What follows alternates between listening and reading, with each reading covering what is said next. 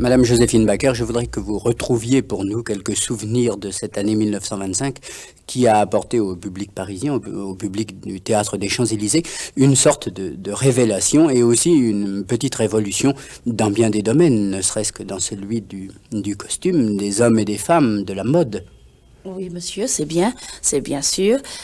Quand je suis arrivée en France 1924, comme vous le savez, c'était la mode des femmes.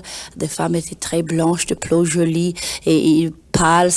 Toutes les femmes étaient roses, roses pâles avec le poudre de riz tout à fait blanche pour se rendre encore plus blanche que c'était la peau naturelle.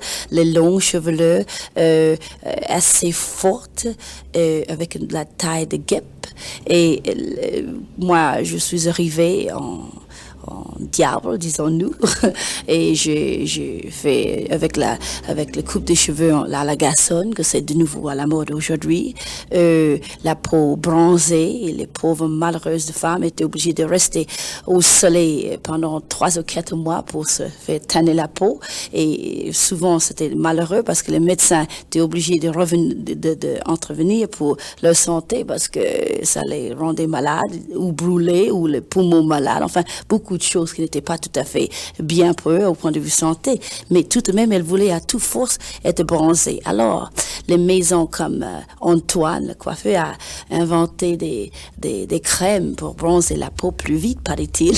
Et en même temps, la taille de guêpe est devenue, il est resté taille de guêpe, mais les hanches aussi étaient devenues toutes minces et allongées. Les sports ont commencé de développer les femmes pour que ça soit, qu'ils soient musclés, et enfin en tout et pour tout est changé. Ce sont les images que vous avez trouvées en arrivant à Paris.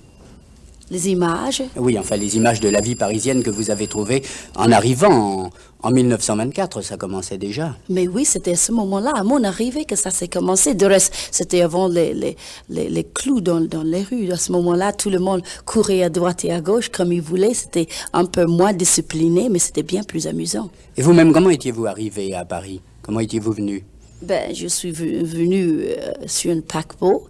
Un jour de septembre, j'ai quitté l'Amérique du Nord par un temps brumeux et je suis arrivée en France avec le soleil de France dans mon cœur. Et qu'est-ce qui vous avait décidé à quitter l'Amérique du Nord et à traverser l'Atlantique? Eh bien, monsieur, parce que je savais, par mes parents qui sont de la Martinique d'origine, qu'en France, j'aurais la liberté d'esprit et de corps. Est-ce que La Revue Nègre a été votre premier spectacle à Paris? C'était ma toute première, monsieur, et ça, comme vous le savez, ça a fait une révolution à Paris dans l'art nègre. Puisqu'avant ça, on ne connaissait pas ce que c'était, à part de quelques statues de temps à autre, mais l'art de jazz et tout ça était tout à fait commencé par La Revue Nègre. Du reste, c'est Paul Colin qui m'a lancé. Est-ce que vous avez conservé quelques souvenirs de ces premières représentations?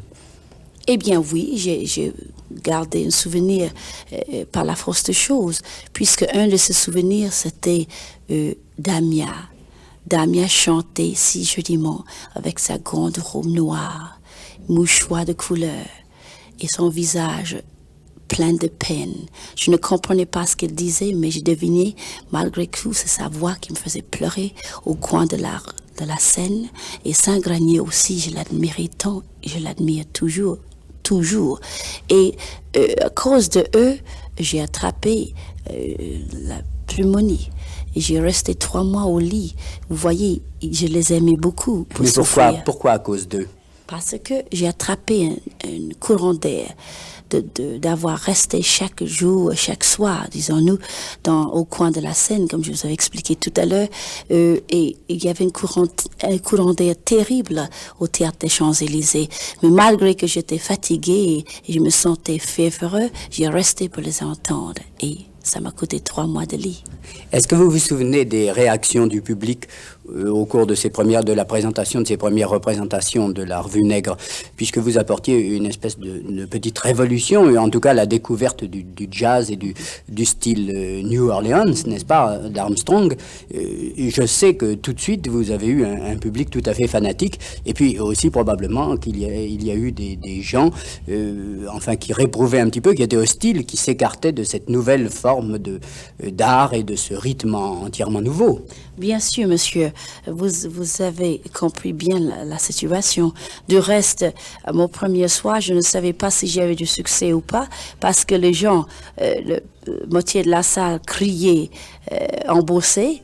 Et j'avais su après que c'était ça qu'ils disaient. Et les autres, les jeunes, les étudiants et tous les jeunes gens criaient succès. Et ceux qui sifflaient, j'avais cru moi que c'était du succès. Et après j'ai compris que c'était de la catastrophe. Et ceux qui combattaient, qui criaient bravo, c'était des jeunes parce qu'eux trouvaient que c'était, comme vous dites, un nouvel style. Bien, à cette époque, je ne chantais pas du tout. Non, j'ai dansé sur ces airs-là. Ah oui, c'est vrai. J'ai dansé sur Yes, Sir, That's My Baby, Yes, We Have No Bananas, Charleston. J'ai chanté, c'est moi qui ai apporté le Charleston et Black Bottom et toutes ces danses phonétiques de cette époque. Wow. Mais alors, vous pourriez nous parler aussi de l'atmosphère. Maintenant, vous nous avez parlé de l'atmosphère du Théâtre des Champs-Élysées pendant les premières représentations, mais l'atmosphère de la vie parisienne à cette époque. Eh bien, vous savez, j'ai eu beaucoup de chance. Immédiatement, j'étais adoptée par les Parisiens. Et je pense, sans que ça ne serait pas prétentieux de dire que je suis toujours le Joséphine. C'est Pierre Lazareff qui a comment dirais-je? Attendez. Oui. Pierre Lazareff qui l'a décrété.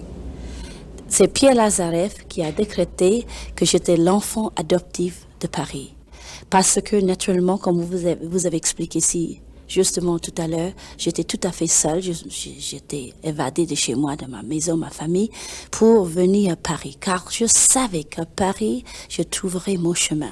Est-ce que vous vous sentiez dépaysé à Paris? Au contraire, monsieur. Pensez-vous, personne ne peut se sentir dépaysé à Paris. C'est pour cela que tous les étrangers viennent ici et on est engorgé? Non, engorgé. Pourquoi? D'étrangers. Ah oui, c'est-à-dire que nous avons beaucoup d'étrangers et c'est bien tant mieux, ma foi. Comment viviez-vous, vous, à cette époque? Où habitiez-vous? Où ça? À Paris. À Paris? Quand vous êtes arrivé? Eh bien, dans un pensionnat de famille. Parce que j'étais mineure et c'était nécessaire, c'était défendu d'habiter dans les hôtels par la dame, notre dame qui nous protégeait tous. Nous étions tout un groupe de jeunes filles. À Montmartre? À Montmartre et ailleurs. Moi, j'habitais un petit peu partout.